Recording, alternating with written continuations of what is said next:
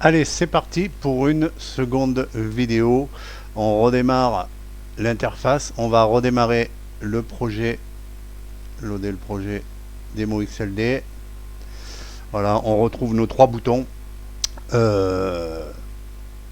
le voyez sur l'interface, il y a eu des petits changements parce que du coup entre les deux vidéos, j'ai rajouté ce bouton parce qu'en vous expliquant un petit peu comment ça fonctionne, je me rends compte que je peux encore plus vous aider. Donc j'ai rajouté un petit bouton pour remonter un écran d'un cran les éléments, c'est-à-dire qu'on peut changer l'ordre. Vous allez le voir, je vais vous faire la démonstration. Mais pour le moment, on reprend nos trois boutons hein, avec nos icônes. On les a mis larges, ouais bon donc c'est size, ben non. Attends, on va les remettre larges. On les avait mis, moi j'ai fait le projet, mais visiblement j'ai pas fait ça. Voilà, donc ce qu'on va faire, on voudrait par exemple insérer un, voilà je change d'avis, j'ai fait ces boutons, mais je voudrais mettre un bouton entre Toto et Titi. Je voudrais mettre un bouton. J'ai pas envie de tout recommencer, hein, bien que c'est que quelques clics, hein. Mais bon, on a la possibilité d'insérer un bouton hein, ou un séparateur, hein, on verra ça plus tard. En tout cas, on a la possibilité d'insérer un des éléments possibles entre les deux. Donc je sélectionne Titi et je vais demander d'insérer before. Alors insérer before, insérer avant un bouton. Regardez ce qui se passe. Voilà, j'ai réinséré un bouton vierge comme ils étaient au départ, un bouton vierge avec l'idée entre les deux. Et là, il me reste plus que à changer le nom. Je vais l'appeler Loulou. Voilà, je vais le mettre en large. Voilà, et je vais lui choisir une icône.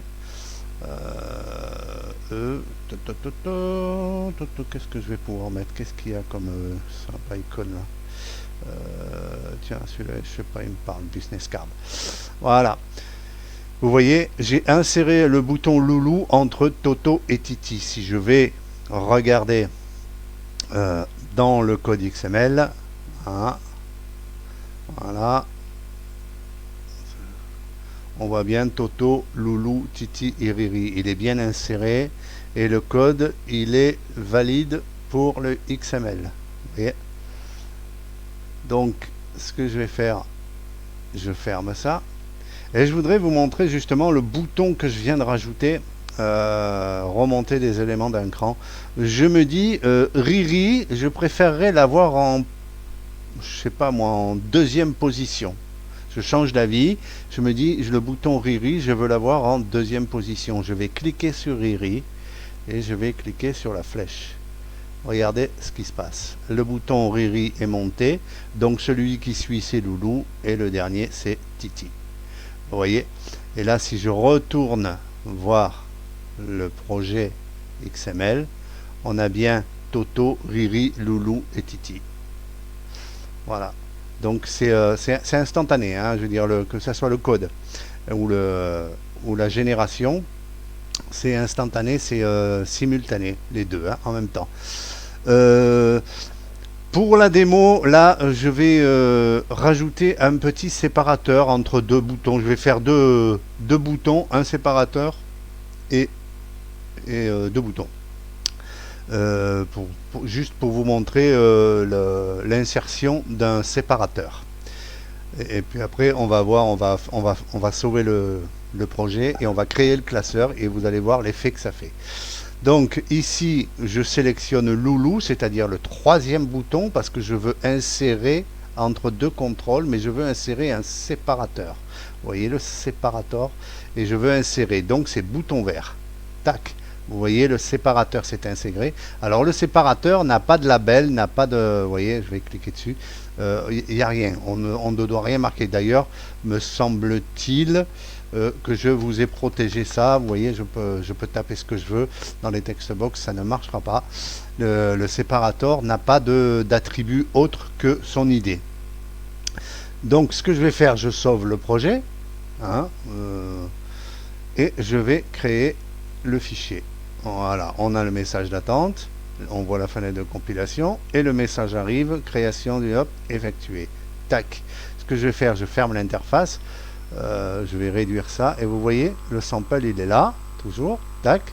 Et là, je regarde et là vous voyez, j'ai mes 4 boutons avec mon séparateur au milieu. Vous voyez, ça commence à un petit peu à se montrer un petit peu bien ordonné. C'est sympa, les séparateurs, moi j'aime bien parce que ça permet d'écarter un peu les boutons, parce que des fois les captions, les textes sont tellement petits que c'est vachement serré, ou parfois trop grand les textes, et les textes des 2 boutons qui se suivent presque se touchent, c'est pas très esthétique. Mais bon, ce n'est qu'un détail. En tout cas, on voit ici les 4 boutons. Je ne vous ai pas montré dans la première démo les callbacks. Alors vous voyez, je vais cliquer sur un bouton. Vous avez cliqué sur le bouton ID Button On. Si vous avez le message, ça veut dire que les boutons sont fonctionnels. S'ils sont fonctionnels, ça veut dire que les callbacks sont intégrés. Eh bien, nous allons voir dans le module des callbacks. Vous voyez, tac. Vous voyez, il y a un module qui s'est intégré, module callback. Et là, nous le voyons, le module callback. Hein. Alors, il y a des commentaires, hein, il y a le commentaire de mon application. Et il y a aussi cette partie-là. Je vous la mets automatiquement à chaque fois. À chaque fois, parce que quand on démarre, on oublie des choses. Il y a tellement de choses à intégrer qu'on oublie. Et puis moi je suis partisan du bloc-notes, je mets des notes partout, donc j'ai toujours peur d'oublier, donc voilà. MyRibbon invalidate, MyRibbon invalidate control, MyRibbon activate tab, MyRibbon invalidate control MSO. Ces 4 fonctions, vous l'avez compris, c'est si vous faites un changement, là on parle de contrôle dynamique, hein. Des menus dynamiques, des menus qui s'auto-alimentent, etc., ou des boutons qui sont visibles et qui ne le sont plus, enfin bref, on verra tout ça après, fur et à mesure de l'évolution dans votre apprentissage.